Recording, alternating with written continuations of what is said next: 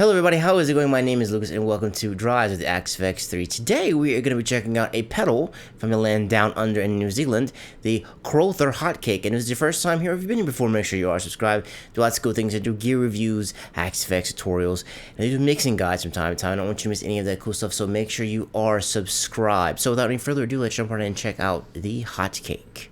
The hot cake is made in New Zealand, like I said before, and it's been around since 1976, and Mark Knopfler and Neil Flynn are some of the famous users of it. And it has some knobs on the second version of it, which we don't exactly have in the Axe, but we can technically do the same things. So the XLF knob, that one extended the low frequencies, and the cream knob right here, that one kind of made the overdrive a little bit smoother, but we can technically all do that in the Axe itself. And I already got it loaded up in the Axe. It's called the Griddle Cake, by the way, but I like to call all the pedals by their actual real names, not to get anybody confused. It is based off of a Klon, sort of. It's kind of in that same general, like, ballpark area is what I mean when I say that. It isn't exactly like a one-to-one take of it, but it's in that general ballpark of it. All right, let me give you some details about what I'm going to be using today. I'm using my parts caster, Warmoth neck, a Fender player, Mexican body. Everything on this body is stock. I'm using the Revv Green 1 for the amp, IR, ML Mega Green, 57, some greenbacks ever made, the best ones, and a Mesa cab. And that is really going to be it.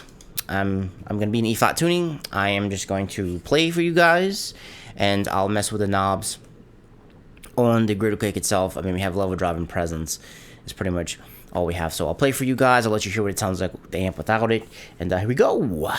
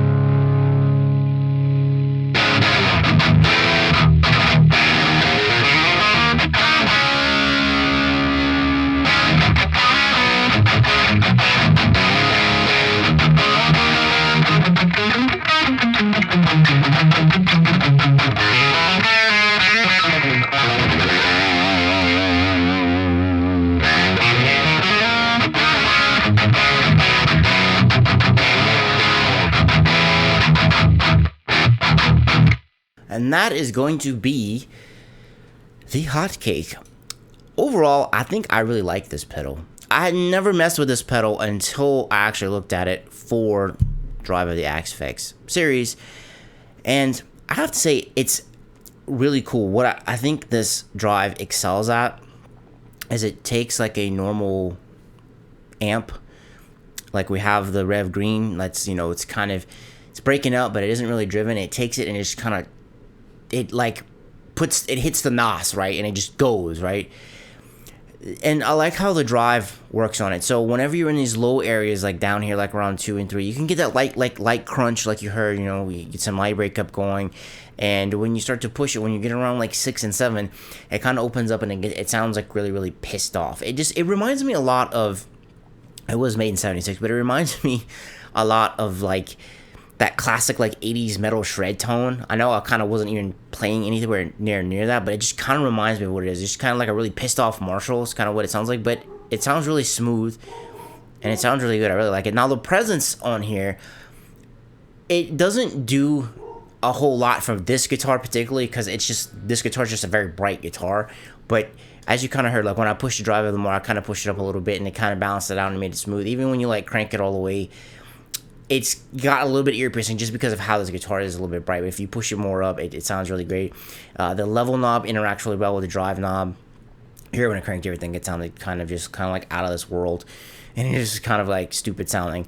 But overall, I think this pedal is actually really good. If you want a pedal that's gonna get you into like some like creaminess, I guess you could say, and you want some more like a little 80s flavor in there, this pedal would be the one to go. Like if I was playing like you know, like a worship gig and I kind of wanted something with a little bit more pizzazz in it, it's a little bit different, I would definitely just pedal. Like I really like it. It surprised me about how good it is, and I'm glad it's in the Axe Effects, because otherwise I would have never even found out about it. But enough about me and what I think. What about you? Do you like this pedal? Do you think it's cool? Do you use it in your patches? And guys, thank you so much for sticking around and watching this video. If you thought this video was cool, leave me a thumbs up. I would greatly appreciate it. I know there's a lot of stuff out there fighting for your attention, and you chose to spend some time with me, and I greatly appreciate it. And I shall catch you in the next video, guys. Peace.